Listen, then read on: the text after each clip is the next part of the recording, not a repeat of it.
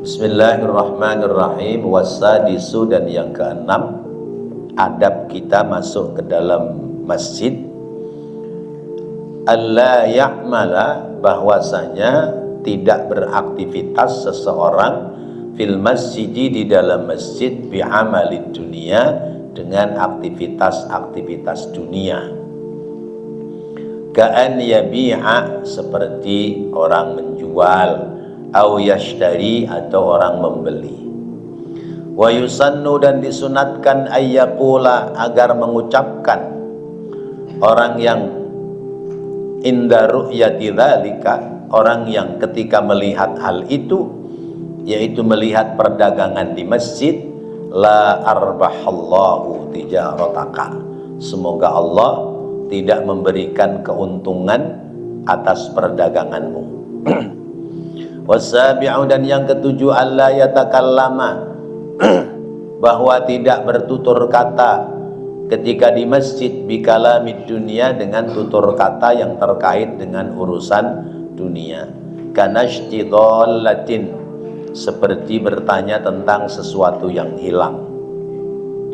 Wa yusannu, dan disunatkan, ayyaqula, agar seseorang mengucapkan inda sima'i dzalika, ketika mendengar akan hal itu, mendengar orang kehilangan di masjid, la raddahallahu alaika, semoga Allah tidak mengembalikan hartamu yang hilang. Wasaminu, dan yang kedelapan, alla yakhruja, bahwa hendaknya tidak keluar, aila yajlisa, tidak duduk, hatta yusalli, sehingga salat seseorang raka'ataini, sebanyak 2 rakaat, namanya salat tahiyatul masjid. Lakin, akan tetapi, idza dakhaltal masjida, idza dakhalta, apabila kamu masuk, al masjidal harama, ke masjidil haram, wa aradta at-tawafa, lalu kamu menginginkan untuk tawaf, fal afdalu, maka itu lebih utama, antabda'a, bahwa kamu memulai bitawafi, dengan tawaf, summa, kemudian tanwi, kamu berniat birraq'ataini, dengan melakukan sholat sunnah 2 rakaat, sunnatat tawafi, yaitu sunnah sesudah tawaf. Wa tahiyatul masjid, dan niat tahiyatul masjid ma'an, secara bersamaan. Wa tasi'u, dan yang kesembilan, alla yadkhula, tiada masuk, hendaknya tidak masuk seseorang ke dalam masjid illa biwudu'in, kecuali sudah punya wudu. Wa yundabu, dan disunatkan, liman, bagi orang, lam ya'ti, yang tidak mendatangi ke masjid, bitahiyyati, dengan salat tahiyatul masjid, ayyaqula, hendaknya dia mengucapkan, arba'a marratin, sebanyak 4 kali, subhanallahi walhamdulillah wa la ilaha illallah wallahu akbar. Fatandafi'u, maka tertolaklah al-karahatu, kemakruhan, bidzalika, akan hal itu. Wa hadza, dan ini, haitsu, sekiranya, lam yatayassar, tidak memudahkan, lahu, baginya, al-wudu'u, akan wudu, fil masjid, di dalam masjid, qabla tulil fasli, sebelum panjangnya terpisah, lamanya terpisah. Wa illa, dan apabila tidak, fala yakfi, maka tidak cukup, dzalika, akan hal itu, litaksirihi, untuk meringkasnya, bitarkil wudu'i, melainkan, ya, meninggalkan wudu, ma'a tayassurihi, atas sebab kemudahannya. Wal ashiru, dan yang ke-10, ayyaqula, dan hendaknya mengucapkan seseorang, idza qama, apabila dia bangun dari masjid, ucapkan apa? Subhanakallahumma wa bihamdika, asyhadu an la ilaha illa anta, astaghfiruka wa atubu ilaik.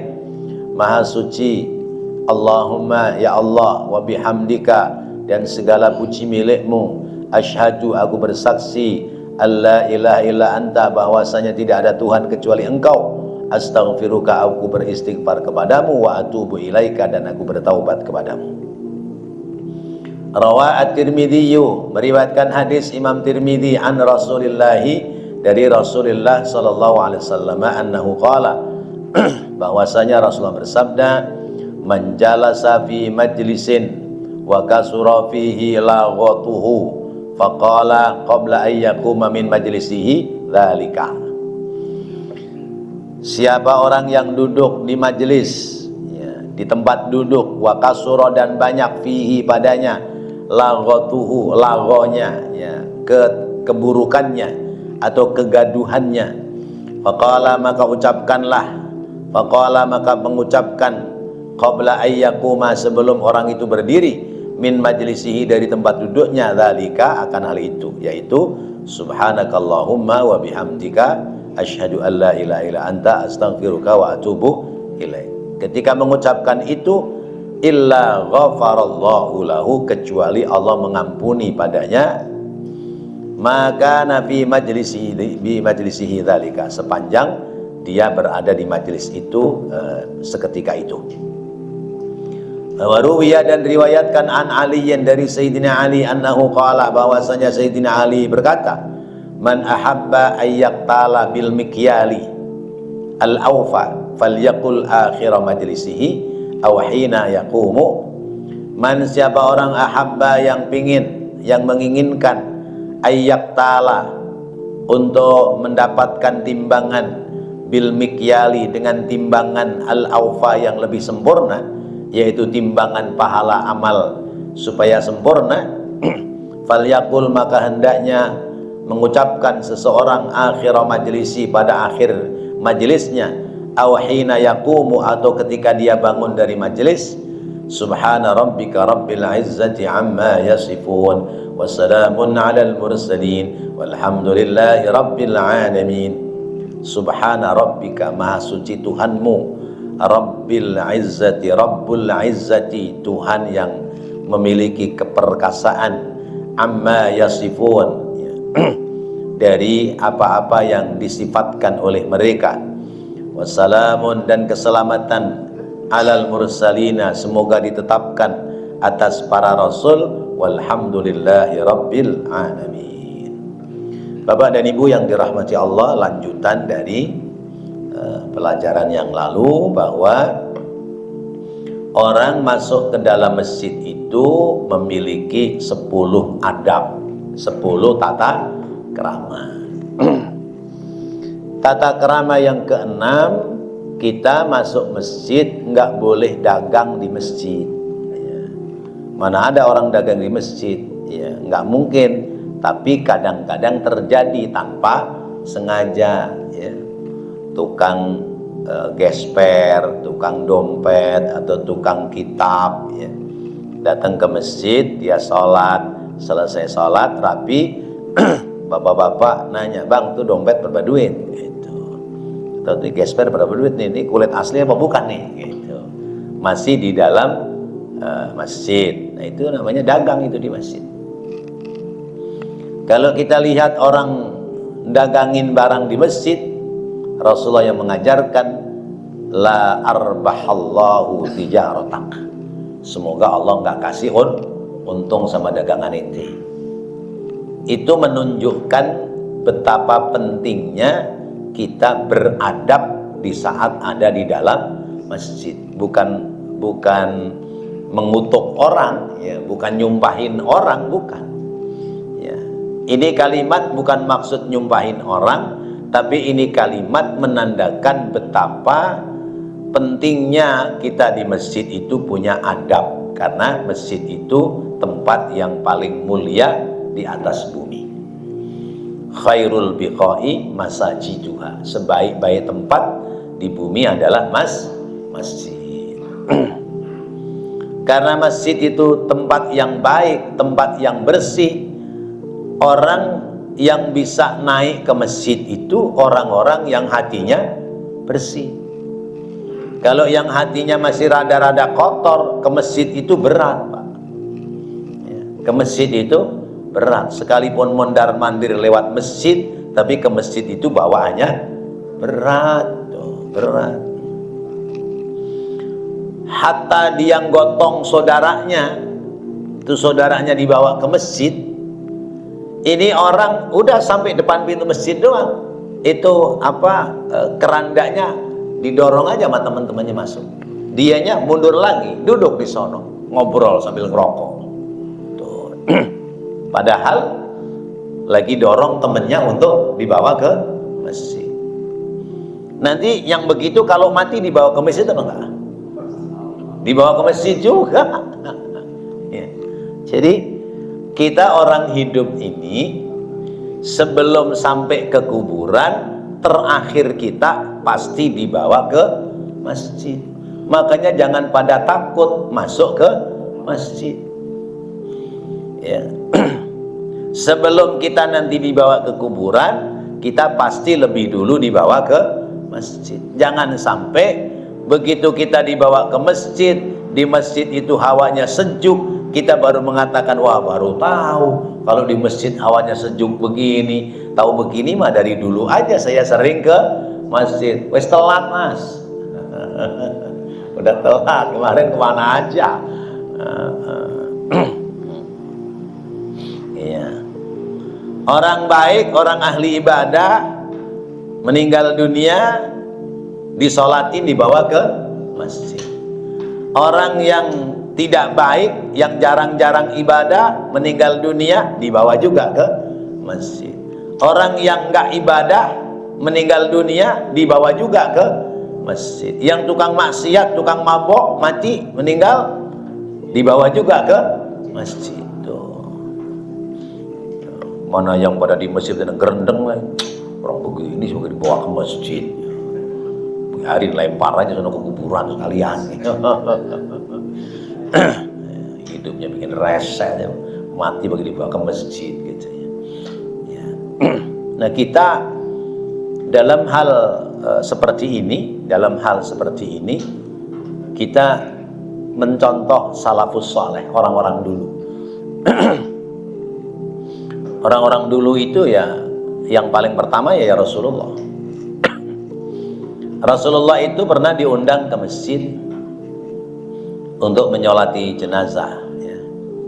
Jenazahnya itu orang munafik, namanya Abdullah bin Ubay. Abdullah bin Ubay. Dia munafik, tapi anaknya namanya Abdurrahman ya, Abdurrahman bin Abdullah bin Ubay itu baik, ahli ibadah, tapi bapaknya munafik. Ketika anaknya si bapaknya meninggal dunia, ngabarin nama Rasulullah, ya Rasulullah, bapak saya meninggal. Rasulullah bilang, innalillahi. Udah.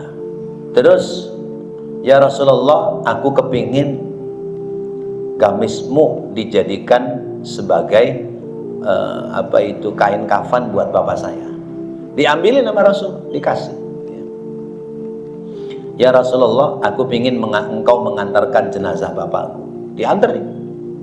Sampai kata Sayyidina Umar, ya Rasulullah, Abdullah ini kan orang yang paling musuhin jenengan ya Rasulullah, paling musuhin engkau ya Rasulullah. Di perang Uhud aja 300 tentara dibawa kabur sama dia, sehingga kita kalah.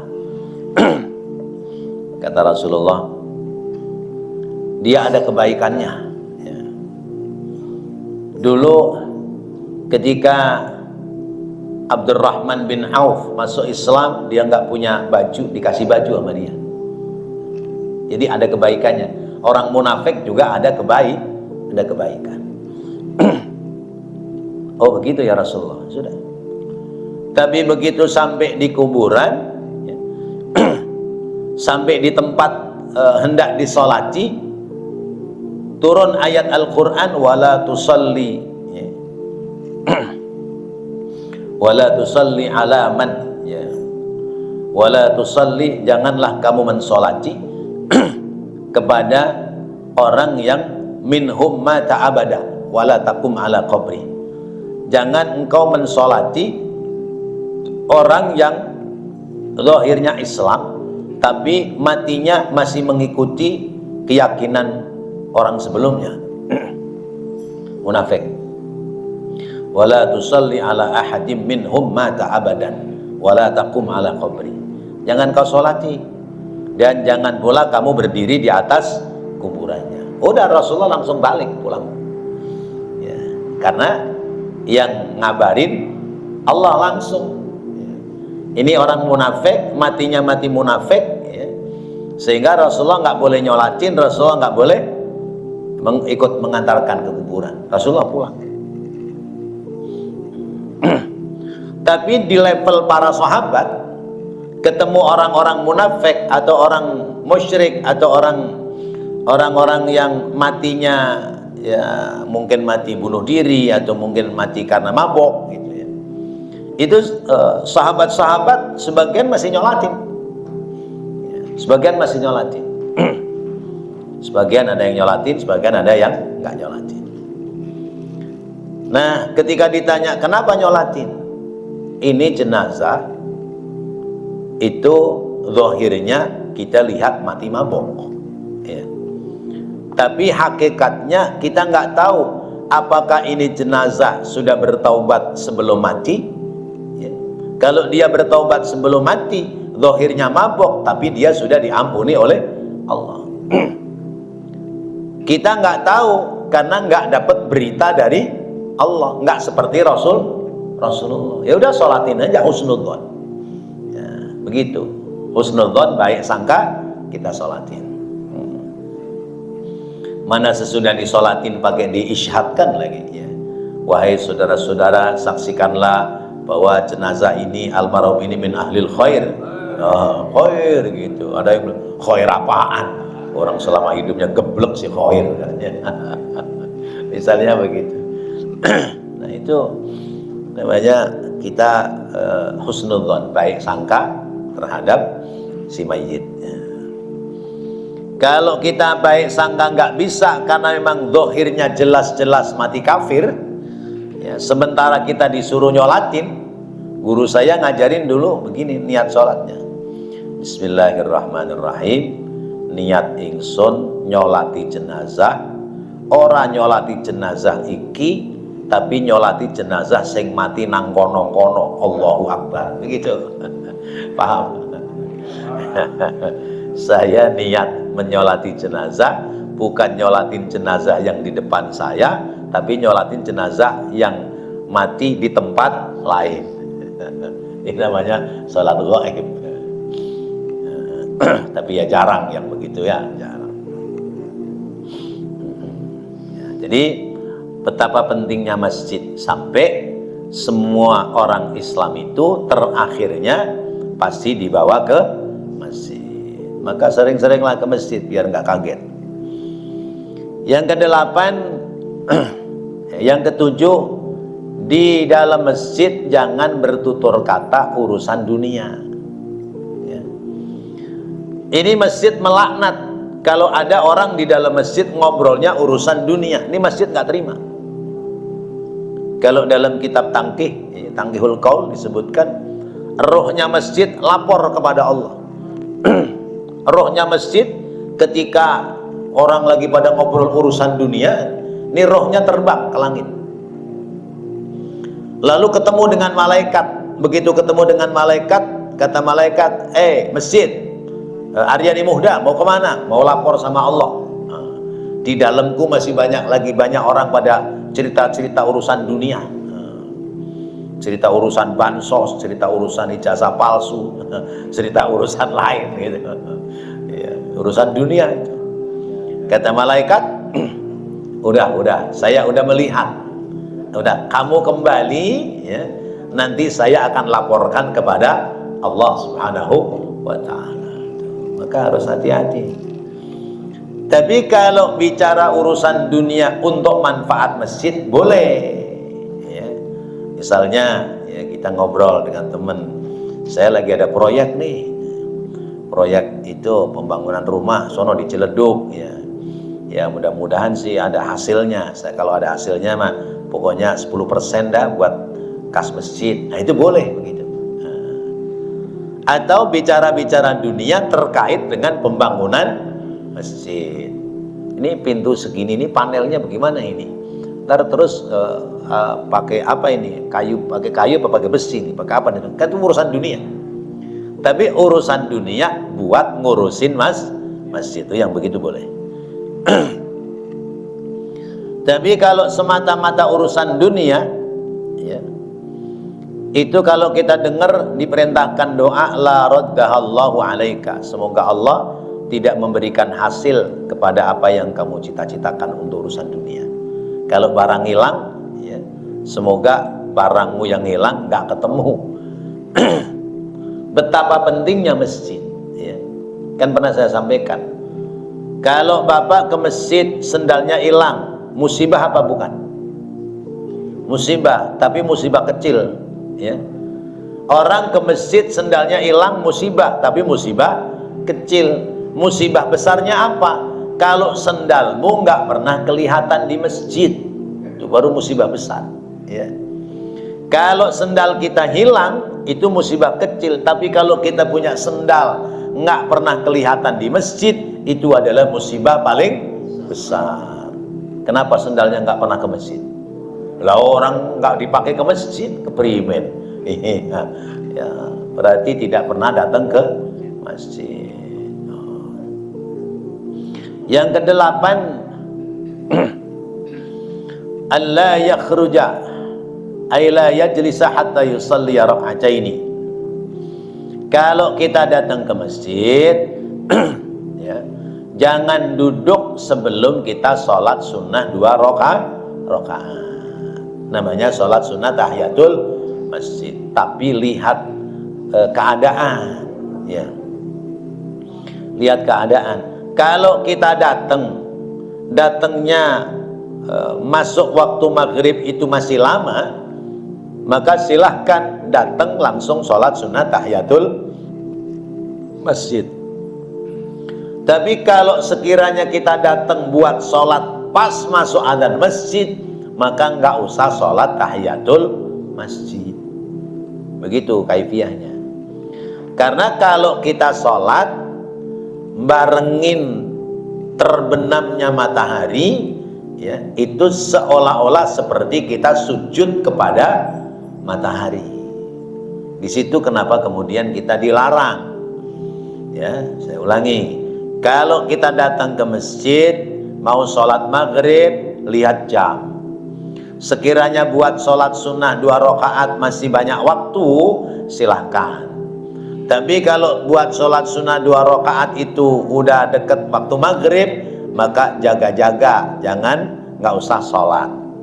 Terus bayarnya bagaimana? Bayarnya ketika kita mau duduk baca saja apa tadi? Ya, baca tasbih, ya. Subhanallah, alhamdulillah, wala ilaha illallah, wallahu akbar sebanyak 4 kali. Itu sudah sama dengan sholat sunnah tahiyatul masjid. Nah, kalau kita datangnya pas adzan, berarti kita berdiri menunggu adzan selesai. Begitu adzan selesai kita masuk. Kalau misalnya sholat zuhur, ya, itu yang kita kerjakan qobliyah zuhur apa tahiyatul masjid? Ya. Jadi kalau kita datang sudah masuk waktu, maka yang kita kerjakan adalah sholat qobliyah. Ya, utamanya sholat-sholat yang ada sunnah qobliyah. Misalnya zuhur, begitu datang sudah adzan, lalu kemudian kita masuk, kita sholatnya niatnya sholat sunnah qobliyah zuhur. Nah, kalau niat qobliyah zuhur, tahiyatul masjidnya ke bawah, ke dalam niat qobliyah zuhur. Tapi kalau niatnya tahiyatul masjid, berarti qobliyah zuhurnya belum dikerjakan. Karena ini sholat mengiringi sholat fardu, berarti keutamaannya lebih besar itu. Nah, sekarang maghrib datang pas adzan, selesai adzan kita sholat sunnah. Sunnah apa namanya? Sholat sunnah mutlak. Karena sebelum sholat maghrib nggak ada sholat sunnah qobliyah maghrib. Dari mana dasarnya? Adalah hadis Nabi, bainal adzanaini salatun, antara adzan dan iqamat ada salat sunnah. Kalau memang salat sunnah dianjurkan sebagai salat sunnah rawatib, maka niatnya salat sunnah qobliyah. Tapi kalau di situ tidak ada anjuran salat sunnah rawatib seperti sebelum maghrib atau sebelum isya, maka niatnya salat sunnah mutlak, tidak niat sunnah qobliyatal maghribi atau qobliyatal isya'i. Paham? Nah ini ada ilmunya. Kalau nggak ada ilmunya ya nggak ngerti. Jadi kalau datang sudah dekat masuk waktu, maka kalau mau duduk baca saja subhanallah alhamdulillah wa la ilaha illallah wallahu akbar sebanyak 4 kali.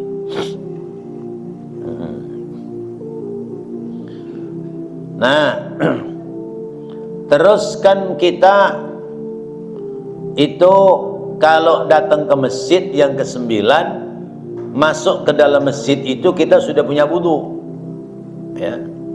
La yadkhula illa biwudu'in, jangan masuk masjid kecuali sudah punya wudu. Berarti berwudu yang terbaik adalah waktu kita di rumah. Dari rumah kita sudah punya wudu. Jalan kita itu sudah ada bobot timbangan yang lebih berat karena berangkatnya sudah punya wudu. Nah terus itu toilet tempat wudhu di masjid buat apa? Itu buat darurat. Kalau nanti selesai maghrib mau sholat isya batal, nah, silahkan ambil wudhu di situ. Itu. Atau orang yang berniat tajadud wudhu, memperbaiki wudhu. Maghrib belum batal, tapi pingin diperbaiki wudhunya, ya wudhu lagi buat sholat isya, boleh. Ya, boleh. Nah, lah terus gimana misalnya kita datang agak telat, ya. Yang lain sudah pada adzan, kita belum adzan, sarung aja masih diselampirin di pundak, ya. Iya. Sebaiknya wudhu dulu pakai baju apa adzan dulu? Karena ada, saya pernah lihat, ya. Sarungnya masih diselampirin, dia masih pakai celana pendek, adzan aja, Allahu Akbar, celana mau pendek. Iya. Nah itu namanya su'ul adab, ya, nggak punya adab, nggak punya tata krama. Masa karyawannya Allah, kurirnya Allah pakai celana pendek, kurir JNE aja pakaiannya rapi-rapi begitu, iya, misalnya gitu. Jadi tetap harus upayakan ambil wudhu, berpakaianlah yang rapi, baru kemudian adzan, ya. Karena adzan itu, ya, muadzin itu adalah dia karyawannya Allah, ya, karyawannya Allah, kurirnya Allah untuk menyampaikan paket, ya, perintah sholat.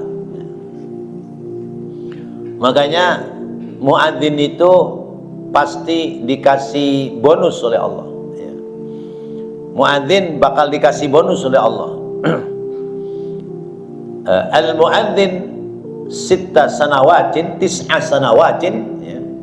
Orang yang beradzan selama 9 tahun, maka dia wajabat lahul jannah, wajib dia masuk surga.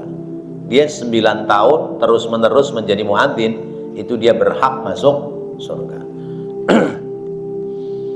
Apalagi lebih dari itu sampai 10 tahun, 11 tahun, 12 tahun, itu ada keistimewaan tersendiri.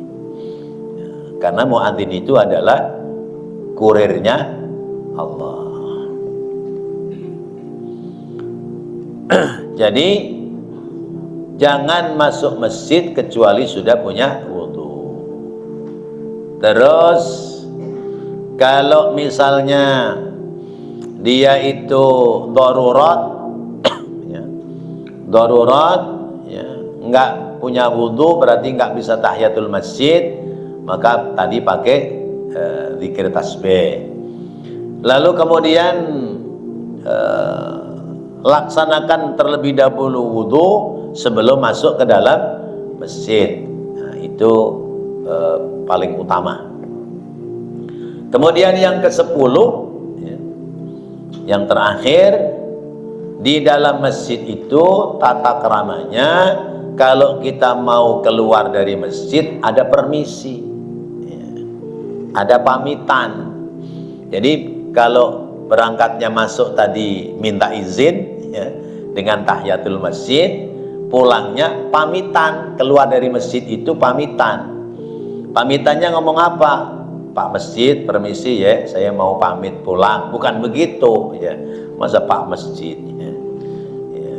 Pamitannya adalah ucapan kalimat subhanakallahumma wa bihamdika asyhadu an la ilaha illa anta astaghfiruka wa atubu ilaik. Ini udah dibiasain ini di pengajian mak-mak nih. Di pengajian ibu-ibu biasa itu. Ini kalimat adalah menetralisir dari unsur-unsur negatif yang ada di dalam majelis. Ya, ya, ya. Kalau majelis kita seperti ini, majelis taklim dari masjid dari maghrib ke isya, yang kita bahas semuanya ilmu. Ya. Adapun ada seger-segernya itu sekedar supaya Bapak Ibu tidak ngantuk. Ya. Bukan muatan lawak, tapi muatan ilmu. Ya. Beda kalau ceramah. Kalau ceramah biasanya muatan ilmu sama lawak seimbang. Ya. Bahkan ada yang isinya lawak aja dari awal sampai akhir. Ya. Itu mah nggak usah manggil kiai, manggil pelawak aja. Ya. Nah, jadi seperti itu. Muatan kita dalam majelis ini isinya adalah ilmu, tetapi tidak menutup kemungkinan dari ilmu yang kita bahas ada yang melenceng, ya. Ya, seperti tadi ada yang melenceng nggak tuh? Ya. Yang niat apa tadi itu? Ya. Nah, misalnya ada yang melenceng sedikit, itu ketika diakhiri dengan subhanakallahumma wa bihamdika asyhadu an la ilaha illa anta astaghfiruka wa atubu ilaik, maka dosa-dosa kita diampuni oleh Allah Subhanahu wa taala. Ini majelis yang ada di masjid. Majelis di luar masjid juga sama begitu. Misalnya bapak-bapak datang diundang arisan, ya, arisan warga. Nah, dalam arisan warga pasti ada bicara tentang hal-hal yang positif, ada juga bicaranya hal-hal yang negatif. Nah, maka begitu kita bangun mau pulang, baca subhanakallahumma wa bihamdika asyhadu an la ilaha illa anta astaghfiruka wa atubu ilaik. Nanti dosa-dosa kita diampuni oleh Allah Subhanahu wa taala. Mungkin di majelis arisan, mungkin di majelis apa itu? Ya, nikahan atau di kumpulan-kumpulan apa, ya, itu hendaknya ketika kita mau keluar dari majelis baca kalimat ini supaya apa? Supaya dosa-dosa kita dihapus oleh Allah Subhanahu wa taala. Utamanya dosa terkait dengan dosa kita kepada Allah. Adapun dosa terhadap sesama manusia, baca apapun gak selesai kecuali kita minta maaf kepada yang bersangkutan.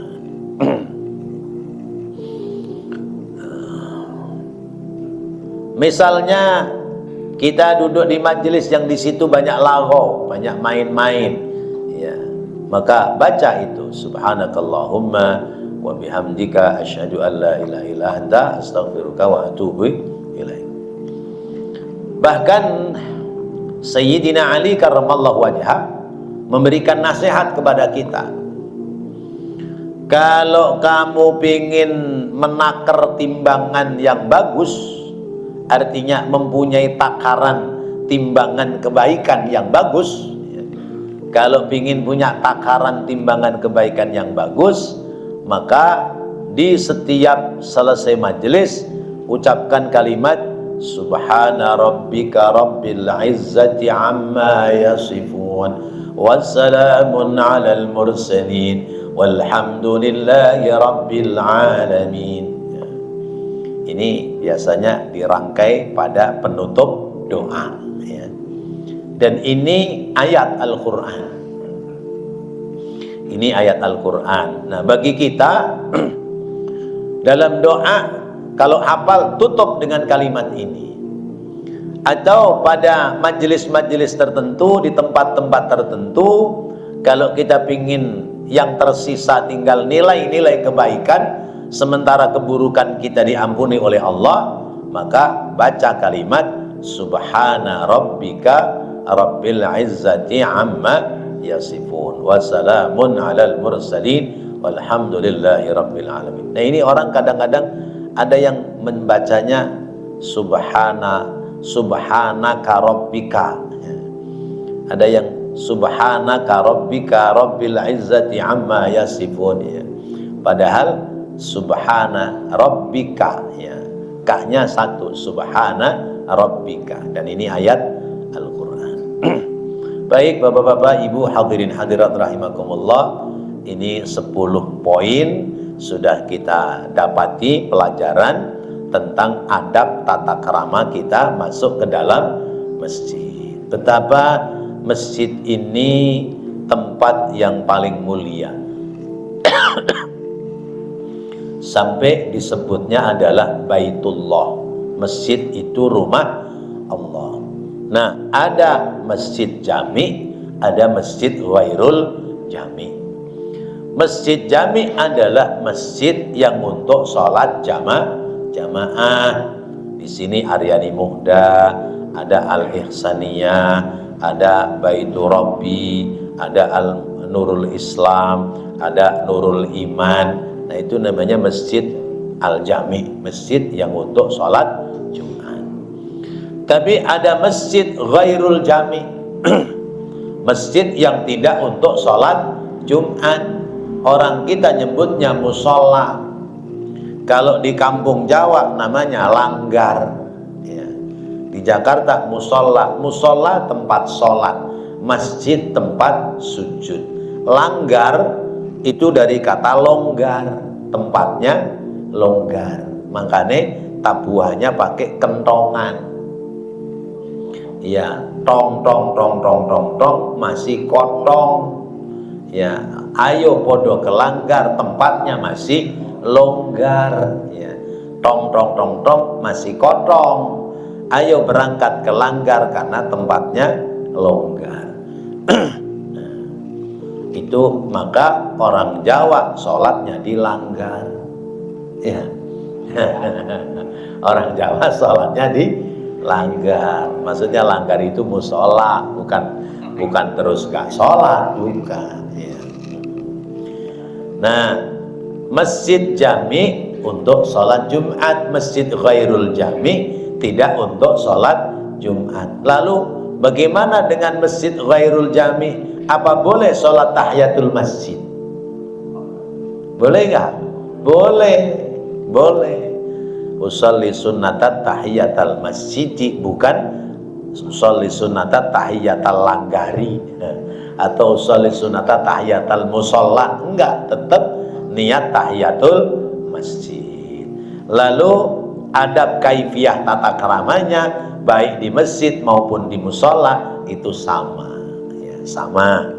Hanya bedanya masjid untuk Jumatan, musola tidak untuk Jumatan. Wallahu a'lam bishawab. Baik, mudah-mudahan apa yang kita dapati pelajaran malam ini menjadi ilmu yang bermanfaat dan menjadikan sebab kita lebih berhati-hati ketika kita datang memasuki ke masjid-masjid sebagai rumah-rumah Allah Subhanahu wa ta'ala.